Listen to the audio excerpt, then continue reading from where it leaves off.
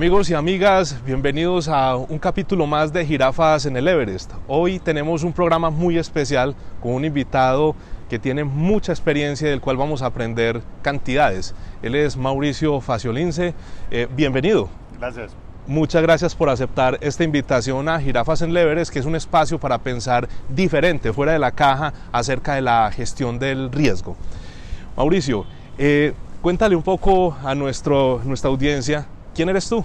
Bueno, yo soy Mauricio Faciolince, soy arquitecto, me especialicé en vivienda social con énfasis en desastres naturales en la Universidad de Chile y trabajé con Naciones Unidas durante muchísimo tiempo en la gestión del riesgo a través de un programa que se llama INCAN.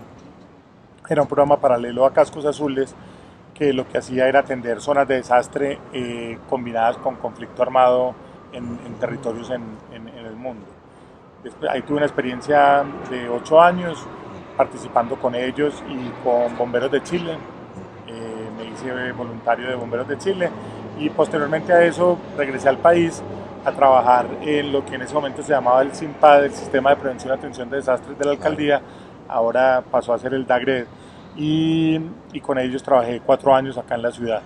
En ese proceso, no solamente del trabajo desde la práctica, sino también desde la teoría, desarrollamos una estructura de pensamiento que se llamaba la teoría de la catástrofe, y la teoría de la catástrofe lo que pretendía era entender cuáles eran los costos asociados a un evento catastrófico para un país, para un municipio, para un departamento, y poder entender esos costos, cómo desde la prevención, desde la atención o desde la recuperación se podían mitigar para mejorar los procesos de prevención, de atención y de recuperación en esos casos. Ok, ¿y cómo un arquitecto llega a interesarse por la gestión del riesgo y por catástrofes? ¿Cómo llegó eso, Mauricio? Pues siempre fue paralelo como a la carrera. Yo siempre en la carrera, yo ya participaba en procesos con Bomberos Medellín, ya trabajaba con procesos con Cruz Roja, porque el tema de los desastres, yo lo que entendía era que la planeación urbana vista desde la construcción,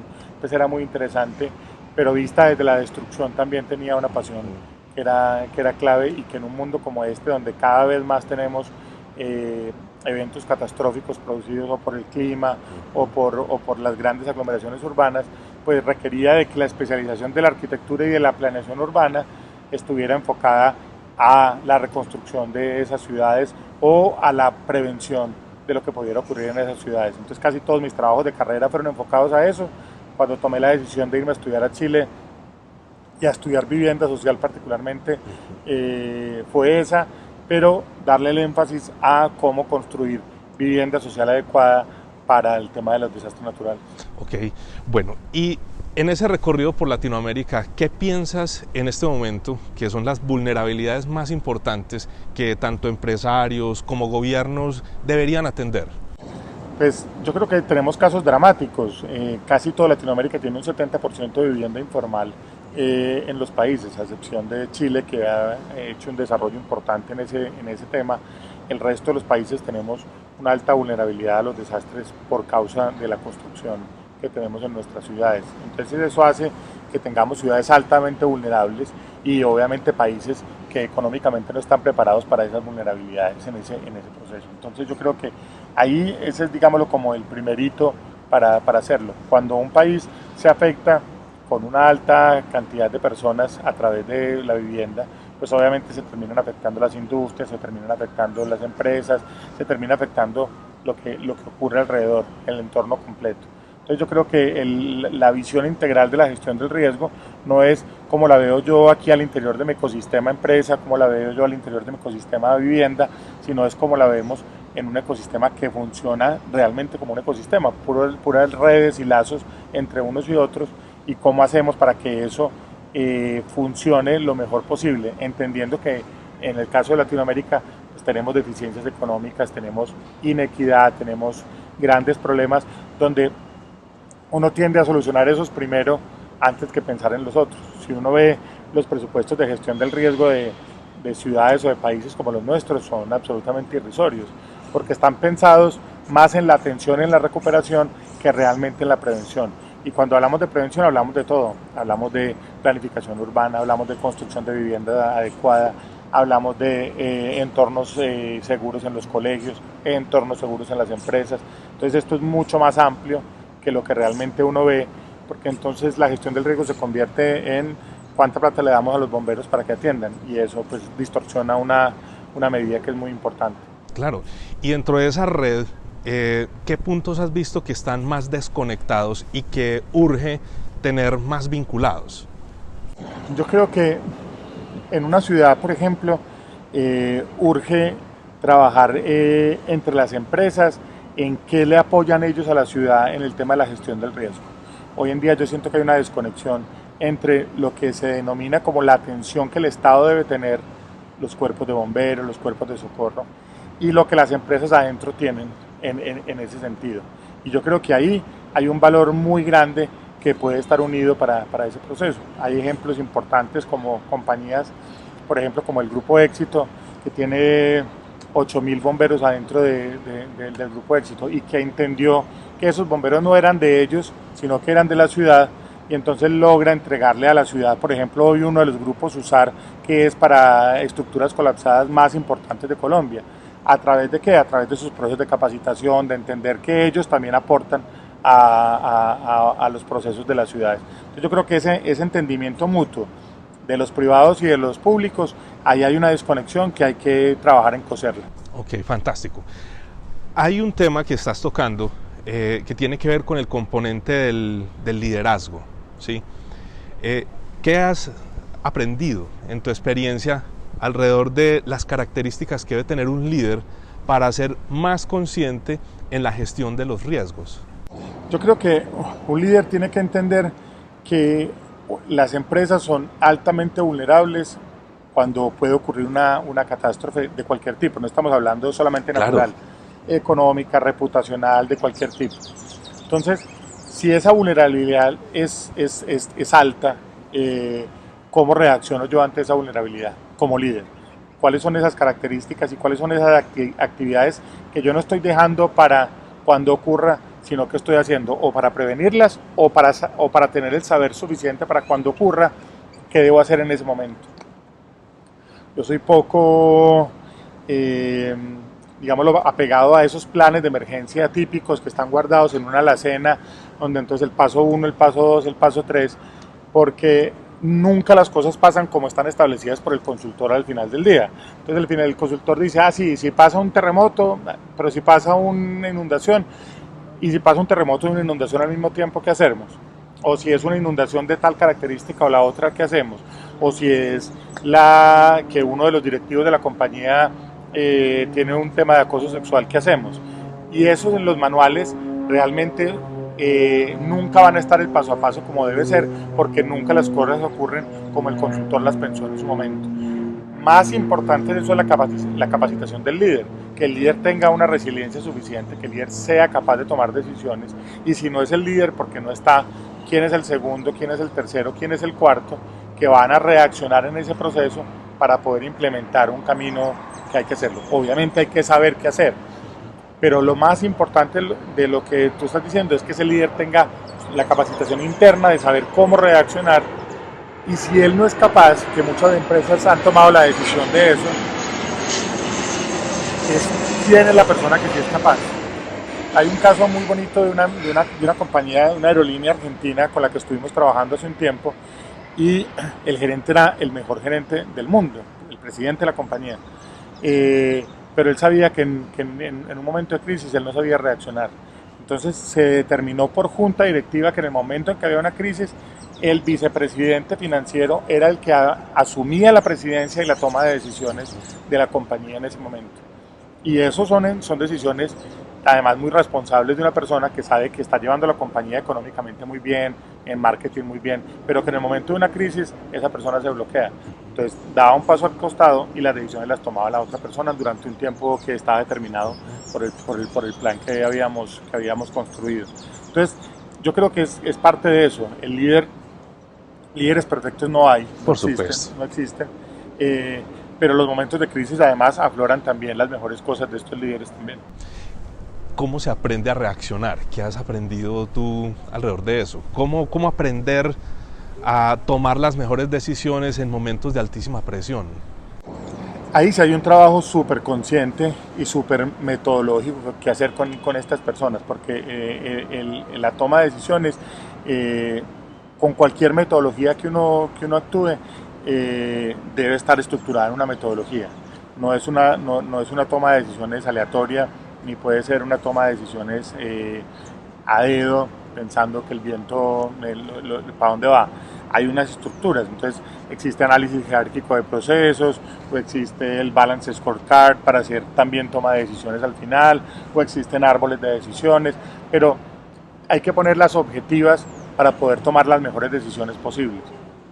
Un líder escucha mucho, un buen líder tiene que ser capaz de escuchar a la gente que está alrededor en estos procesos y ser capaz de recibir de los demás también el expertise de cada uno de las personas, desde lo financiero, desde gestión humana, desde lo económico, desde el área de gestión de riesgos, desde el tema de seguros. Cada uno es capaz de aportar, pero al final de cuentas la responsabilidad de la toma de decisiones es de ese líder, y ese líder tiene que ser capaz de, a través de cualquier metodología de esas, poder tomar una decisión asertiva. Pero hay que seleccionar una metodología, sea la que sea. Tiene que haber una metodología de toma de decisiones, porque la toma de decisiones es, digámoslo, parte fundamental de ese proceso. Fantástico. Sabemos que el liderazgo es uno de los factores que más influye en la cultura. ¿Cuáles son esos patrones culturales que has encontrado que son dignos de ser imitados para poder hacer una buena gestión preventiva del riesgo y a la vez una correcta o la mejor reacción al momento de ocurrir un desastre? A mí me gusta mucho, por ejemplo, los liderazgos que permiten que los expertos alrededor tengan, digámoslo, una potencia muy grande, y que no sea un monoliderazgo estructurado bajo la figura de una persona que realmente es el que tiene la responsabilidad, pero que se vea rodeado de las personas que saben. En este caso, en este tema del coronavirus, por ejemplo, la primera canciller de Alemania, la canciller de Alemania, Angela Merkel, toma la decisión y le dice al país en uno de sus discursos más importantes hace 15 días que todos los temas de decisiones del coronavirus lo van a tomar el Ministerio de Salud, la universidad, cada uno de los entes que tienen que tomar la decisión, y que ella es una simple vocera de las decisiones que están tomando allí. Yo creo que es parte de eso, es parte de que ella muestra un equipo detrás, un equipo fortalecido, un equipo estructurado, y pone de presente que ella es una servidora de la transmisión de un proceso donde los expertos son los que están tomando las decisiones. Yo creo que parte un poquito de eso, parte de cómo yo me muestro integrado hacia la empresa, al interior, o hacia la ciudad, hacia el exterior, cómo me muestro yo como empresa, cómo son mis comunicaciones, es una parte muy importante de ese proceso. ¿Qué cuento yo hacia afuera? ¿Qué cuento yo hacia adentro? ¿Cómo lo cuento? ¿En qué momento lo cuento? Y eso es clave para el desarrollo del proceso de trabajo en conjunto en una crisis. Ok, y decidir requiere tener herramientas para poder estar informado. Y también quizá tenga que ver el tema de la innovación. Sé que tú has desarrollado por pasión, por tu habilidad, unos modelos matemáticos para poder hacer predicción y también los posibles efectos económicos. Háblanos un poco de eso, e incluso lo que has aprendido alrededor de innovación para poder ayudar a que los líderes tomen mejores decisiones, o que un grupo de expertos y el resto de la comunidad, sea organizacional o de una ciudad, tengan una mejor prevención y reacción. Nosotros desarrollamos en un grupo con Naciones Unidas la teoría de la catástrofe enfocada a las catástrofes naturales. La teoría de la catástrofe es una teoría matemática, así como la teoría del caos, digamos, tiene este proceso, pero lo que pretendíamos era entender cuál era en su inicio, cuál era la pérdida de los países, la pérdida económica que un país podía tener, para poder estimar la ayuda que Naciones Unidas tenía que entregar económica para que ese país, digamos, solventara ese proceso. Esa idea fue creciendo y fuimos desarrollando un proceso predictivo que nos indicaba cuánto costaba o el peso invertido en prevención, cuánto significaba si se invertía después en una atención o en una recuperación. Y después cuánto peso invertido en atención, cuánto significaba si se invertía en reducción de la plata invertida en el tema de recuperación. Entonces desarrollamos ese modelo matemático. Ese modelo matemático nos permite a nosotros hoy, y lo han oído ustedes seguramente en algún noticiero, cuando dicen que un país perdió 50 años en su desarrollo y las pérdidas son calculadas en tantos millones de dólares. Eso se hace a través de ese modelo que lo utiliza Naciones Unidas para el desarrollo de esa estructuración, porque no hay manera de saberlo. Pues tú no puedes decir cuánto van a ser las pérdidas de este país hoy en día con la crisis climática. Pues ahí hay un modelo, no es exacto, pero lo que hace es una estimación de las pérdidas que se pueden tener en ese proceso, estimando unas variables y desarrollando con esas variables una estructura de algoritmos que nos permite llegar a ese punto. Eso, digámoslo, para el noticiero y para el informe de Naciones Unidas, pues está muy bien, pero la realidad también es otra. Nosotros, el primer desastre que atendimos siendo el Grupo de Naciones Unidas, lo atendimos en un municipio de Chiapas, en México. Y pues nosotros llegamos pues súper uniformados, cascos azules de Naciones Unidas, pues nos creíamos los tipos más tesos del mundo, y una comunidad azteca, que es muy raro que haya comunidades aztecas en esa zona porque son muy mayas. Uno de los líderes de la comunidad se acercó a nosotros y nos dijo: venga, ustedes no tienen ni idea de atender un desastre, esta cultura funciona de otra manera completamente distinta. Y era verdad, nosotros llegamos con una metodología diseñada. Lo que nosotros tenemos que hacer es esto, y cuando nos encontramos en el terreno, nos encontramos una cultura que nada que ver con ese proceso. Para ellos el desastre no era un problema, para ellos era un llamado de la naturaleza, tenía otras connotaciones, pero no era un problema. Para ellos era volver otra vez a levantar sus 4 chozas y seguimos adelante. Y nosotros pues estábamos dimensionando esto pues como una gran catástrofe natural. Nos pasó después en Bolivia también. En Cochabamba, en un terremoto en Cochabamba, a los muertos en Bolivia los velan 3 días por fuera del ataúd, envueltos en unas sábanas, en esa comunidad particular. Y nosotros traíamos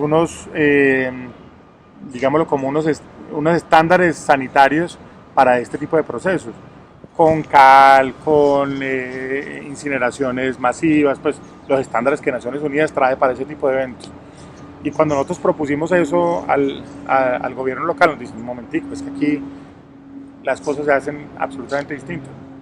No hay propagación de plagas. O sea, nosotros teníamos otra dimensión y llegamos a otra dimensión. Entonces la cultura de cada región, de cada país, de cada empresa, tiene una influencia gigante sobre las decisiones que uno tiene que tomar. Uno no puede llegar a decir a una empresa: venga, es que yo le digo que mi metodología es esta. No, venga, cuénteme usted cómo funciona su empresa, y después hablamos de cuál es la metodología que yo le voy a poner, de lo que yo traigo, de lo que yo sé, de mis saberes, cómo lo impongo en ese proceso. Ok, bueno, Mauricio, ¿qué necesitamos innovar? ¿Qué todavía no está inventado y tú crees que sí es posible encaminarnos? Me gustaría mucho si tú nos pudieras dar unas rutas de a dónde mirar para trabajar en equipo y desarrollar innovaciones.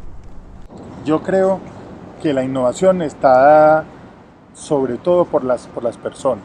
Yo creo que la innovación debe estar enfocada hacia los cambios culturales en las personas. ¿Por qué creo eso? Porque yo creo que entre más máquinas o entre más aplicaciones en el celular, que es donde la gente enfoca que la innovación está como ahí, yo creo que no estamos llegando a herramientas y no estamos teniendo claro que las personas son lo importante al final del día. Entonces yo creo que la innovación está en cómo le explicamos a la gente, en cómo nos sentamos con ellos, en cómo aprenden ellos, en los procesos de aprendizaje. Yo creo que ahí está mucho más dado el proceso de innovación. Si tú te das cuenta, yo me subo a un avión una vez a la semana, 2 veces a la semana. Y si alguien me dice que si soy capaz de replicar exactamente las instrucciones de emergencia de ese avión, que la he oído 300 veces en mi vida, estoy seguro que la gente me dice: no soy capaz. ¿Cómo se abre una puerta de emergencia? No soy capaz de abrir la puerta de emergencia. Y la he oído millones de veces. Algo estamos haciendo mal en que una persona que viaja con tanta frecuencia no es capaz de recibir unas instrucciones. Que las puertas de emergencia están aquí, aquí, allí. Y si a mí me dicen dónde están, seguramente yo no las voy a encontrar tan fácil como han pensado ellos, porque se volvió un proceso rutinario con una misma metodología, de una misma manera, que no está teniendo el efecto que debería tener. Tú te sientas en la salida de emergencia y la niña de la zapata te pasa un instructivo de 50 puntos y te dice, por favor, léalo y dígame si lo acepta o no, al minuto. Está claro que ni lo leo, y si lo acepté es porque la silla de emergencia es más cómoda que las demás sillas. Entonces ahí es la clave de cómo yo soy capaz de enseñarlo. Hace 2 meses o 3 meses vi un video de una aerolínea, creo que era de Bahamas, que hacía esto mismo a través de un rap y de una gente que entraba y hacían y les movían y con música y todo el mundo poniendo atención a ese tema. Y otro caso exactamente igual también de un tipo que lo hacía con voces de personajes de las caricaturas, con Bugs Bunny, con otros. Y entonces uno dice, esta gente le pegó y la gente oyó el mensaje y tuvo un proceso distinto. Entonces yo creo que la innovación tiene que ir más por ahí, es cómo yo cuento estas cosas, cómo yo hago estos procesos, más allá de qué tanto aparato y qué tanta cosa tengo, que realmente en un momento de crisis no la voy a saber operar. Mauricio, además, está comprometido con algo que algunos expertos hablan de la quinta revolución industrial, que es esa economía circular. Cuéntanos un poco qué es esa economía circular y cómo estás vinculado con ella en este momento. Pues yo estoy trabajando con una compañía española que se dedica fundamentalmente al tema de la gestión de residuos en su etapa final. Yo estoy trabajando con ellos desde el principio. Desde la economía circular muchas veces se tiende a pensar que la economía circular es un proceso de reciclaje, de qué hacemos con la basura al final del día y cómo hacemos para que la basura además económicamente tenga unos réditos. La economía circular piensa de esto desde antes, piensa desde el diseño del empaque, desde el diseño del producto, desde el diseño del marketing del producto, de cuáles van a ser esas condiciones con las cuales el producto va a ir caminando desde la fábrica a los proveedores, al punto de venta y al consumidor final, y el consumidor final qué va a hacer con ese producto después de que se lo consume, con el empaque y con el propio producto. Entonces la economía circular es una filosofía de vida alrededor de cómo yo pienso desde el principio en el proceso, para que al final del proceso tenga los menos residuos posibles y la mayor cantidad de esos productos vuelva a entrar en un círculo virtuoso de economía circular. Y eso funciona para empaques, funciona para combustibles, funciona para estructuras, funciona para muchos temas. Entonces, pues hoy nos matamos diciendo, con placeos ambientales, diciendo que no consumamos pitillos porque pues vemos la imagen de la tortuga con el pitillo en el ojo. Sí, está bien, pero ese no es el proceso, porque entonces cambiamos los pitillos ahora por pitillos de papel y tienen otras consecuencias distintas. O hablábamos antes de la entrevista en el tema de los vehículos eléctricos. Entonces los vehículos eléctricos son la panacea, pero ¿cuánto vale una batería de litio y qué consecuencias tiene la batería de litio y qué va a pasar cuando las baterías de litio empiezan a desecharse? Todavía no ha empezado a pasar. Entonces es un pensamiento holístico del producto, de los servicios, desde el principio, desde el diseño hasta el final, para poder que hoy en día tengamos unas consecuencias distintas en el planeta. Eso tiene impactos económicos en los productos, pero también tiene impactos productivos dentro de una ciudad. Hoy en día al vertedero de acá, de esta ciudad de Medellín, llegan 3.200 toneladas diarias de basura. Eso son 11 piscinas olímpicas todos los días de basura. Nosotros no hacemos, en esta ciudad particularmente, no hacemos ni selección en la fuente, ni hacemos procesos de reciclaje. Estamos reciclando menos del 2,5% en esta ciudad. Entonces, pues, hay una consecuencia económica real. Hay 100 vehículos de la compañía de transporte de basura que tienen que viajar 50 kilómetros todos los días para verter en un vertedero esas toneladas de basura. O sea, hay otras consecuencias asociadas que nosotros no las medimos porque así son, y son parte de una economía que, si funciona como ecosistema, como hablamos ahora, pues soy capaz de entender los distintos puntos para saber dónde tengo que hacer esfuerzo. ¿Qué papel tendrá la cultura en el funcionamiento o en la perfección de esa economía circular? La cultura es fundamental. La cultura en la economía circular es fundamental porque es que los procesos dependen todos de humanos. Pues ahí no estamos dependiendo de las máquinas. Entonces, todos dependen del diseñador, del productor, de la conciencia de la compañía que compra esto. Si yo le pongo condiciones a mis proveedores y son condiciones que tienen unas restricciones importantes, entonces lo estoy obligando también a que ese proveedor cumpla unos estándares que deben estar, digamos, establecidos dentro de esa economía. Después, ¿cómo lo vendo yo? ¿Qué posibilidades le doy yo a ese cliente para que me devuelva los productos y hagamos una logística inversa para poder llevarlos a buen término? Entonces, todo depende de las personas. No depende de los aparatos, no depende de cuántos recolectores de basura ponga yo en la calle. En una ciudad de Colombia pusimos los recolectores con la basura como es, pues con el resto, la basura orgánica y lo recuperable. Y la gente no se esfuerza en hacerlo de la manera correcta. En esos recolectores pusimos Wi-Fi gratis, y cuando la gente entra con Wi-Fi, tiene que ver un video de 15 segundos de enseñarle cómo tiene que botar la basura en esos, y solamente con eso cambiamos el proceso. Hay otros ejercicios, por ejemplo, de compañías que hoy en día están dando premios por las botellas de PET. Eso, digamos, es un incentivo muy importante, pero en algún momento tiene que dejar de ser un incentivo, porque hoy en día la gente aprende a punta de que yo recibo premios para poder montarme en el metro, tener energía prepago, este tipo de cosas, pero en algún momento tiene que ser pura conciencia. Tenemos que dar esos saltos y todos son culturales. Ok, muchas gracias. Ya para acercarnos al cierre, ¿qué mensaje tienes para la comunidad latinoamericana? Este programa lo ven muchos gerentes de compañías comprometidas con el riesgo, consultores, prevencionistas. ¿Qué recomendación nos das? Yo creo que ver la gestión del riesgo como un proceso transversal a la compañía es muy importante.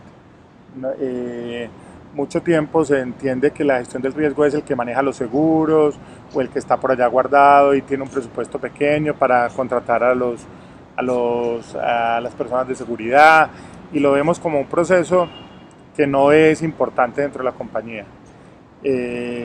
Todos conocemos casos de compañías que desafortunadamente han desaparecido por crisis particulares que desafortunadamente no se midieron bien en su momento.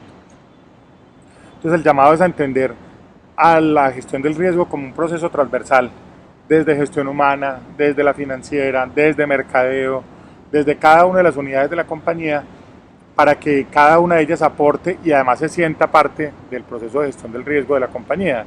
No es un proceso único de una persona o de un grupo de personas dentro de la institución, sino que el gerente, el presidente, es el primero que tiene que poder desarrollar un proceso de gestión del riesgo que realmente cumpla las expectativas de los accionistas, de la junta directiva, que están diciendo: en sus manos ponemos esta compañía. No la ponemos para las épocas buenas, las ponemos para las épocas malas, y eso es lo más importante, cómo yo como gerente o presidente y cómo mi equipo está preparado para los momentos malos, no para los momentos buenos. Para ese es más fácil los abrazos y las palmaditas en la espalda. Para el otro es cuando realmente se muestra el talante de una compañía. Ok, Mauricio, muchas gracias por aceptar esta invitación. Decirte que Cultura Segura también es tu casa, y a todos ustedes, hasta la próxima en otro capítulo de Jirafas en el Everest. Hasta pronto.